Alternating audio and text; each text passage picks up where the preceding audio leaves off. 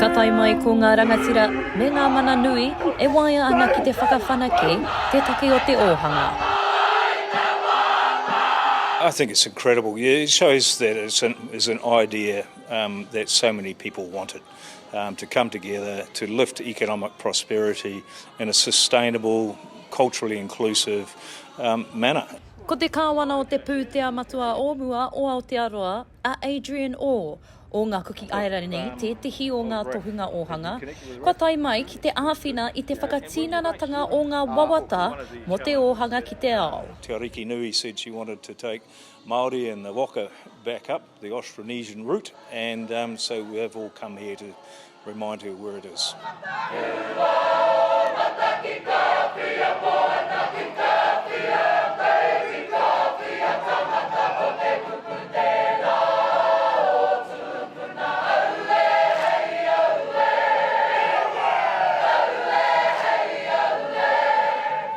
We're hearing it more and more from our rangatahi, is that we're not moving fast enough, we're not responding fast enough to the challenges that we have with our taonga, our asset base, how we're managing that taonga. Ko te tumu whakarai o te kaporeihana o Wakatū, a Corinza Johnston, huri no ngā iwi o Tainui Waka ki te tauihu, tētihi ka tai mai ki te kite i ngā huhua kua puta. We need to be moving faster, we need to be moving as a collective.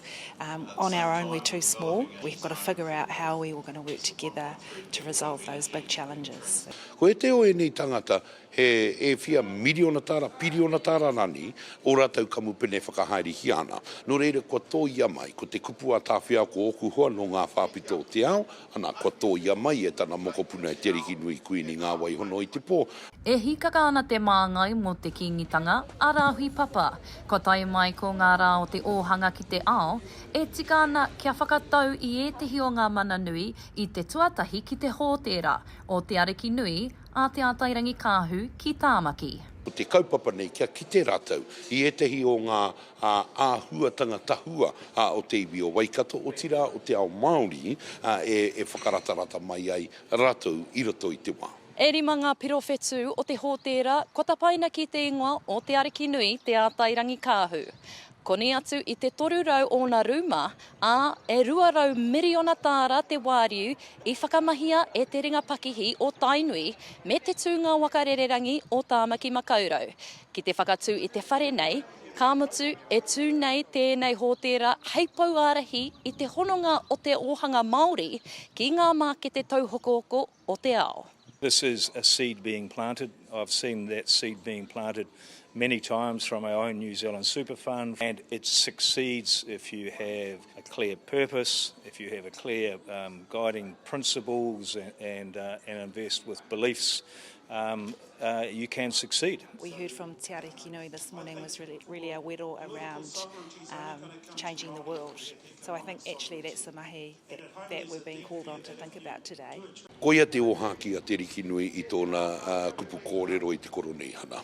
Kia whakawhanaketia tātou, kia kaua tātou e whakawhirina ki ake ki ngā heringi konga nei a te kāwanatanga. Kia tō tātou ake nei tahua Kotahitanga e toro atu ai tātou. Ki roto ia anō ia tātou. Together, as you've heard, we've built today's 126 billion Māori economy. But that story isn't just history, it's a blueprint. Ko te whakatairanga i ngā whanaungatanga te mahi nui o tēnei taumata. Kia tuku pānui whānui ki te ao, kua tūwhera ngā iwi Māori, ki te mahi pakehi ngātahi, ki ngā iwi take huri no i te ao. Maioha Panapa, mā Aukaha.